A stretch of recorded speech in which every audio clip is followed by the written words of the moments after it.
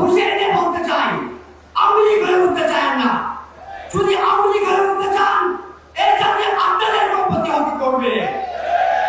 অবিলম্বে জনগণের রায় বাস্তবায়ন করুন, নয়তো পালানোর জন্য রাস্তা প্রস্তুত করুন। লন্ডন থেকে এক প্রবাসী এসেছে,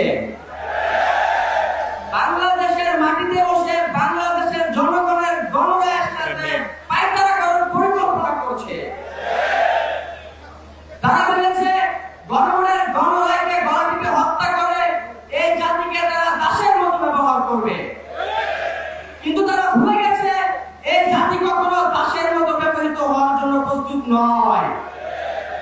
সেটা 1947 থেকে 2024 পর্যন্ত প্রমাণ হয়ে এসেছে।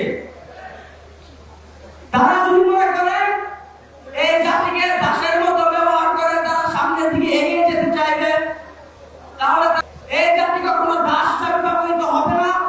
প্রয়োজনে এই জাতি আবারও রাজপথে নেমে রক্ত দিবে।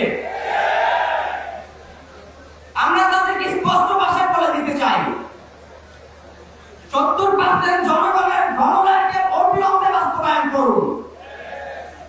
আমরা সকলে জানি কারচুপির মাধ্যমে 49% ভোট পেয়ে আপনারা সরকার গঠন করেছেন।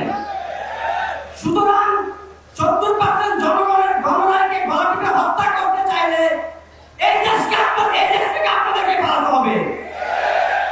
অদুঃখিত, গত 17 বছর শেখ হাসিনা ভারতের দাস হয়ে পালানোর জন্য রাস্তা তৈরি করেছিলেন, কিন্তু আপনারা তো গত 2 মাস আগে ক্ষমতায় এসেছেন, সবেমাত্র দালালি শুরু করেছেন, এখন পর্যন্ত তো সেই পথ তৈরি করতে পারেননি। সুতরাং আপনারা পালানোর পথ পাবেন না। প্রিয় বন্ধুরা, ইতিমধ্যে আমরা দেখতে পাচ্ছি 5 আগস্টের আগে ছাত্রলীগ যেমন ক্যাম্পাসগুলোতে অস্ত্র হাতে নিয়ে সন্ত্রাসী কার্যক্রম বাস্তবায়ন করেছিল, ঠিক একই কায়দায় গত 2 দিন ধরে ছাত্রদল সেটা করে যাচ্ছে।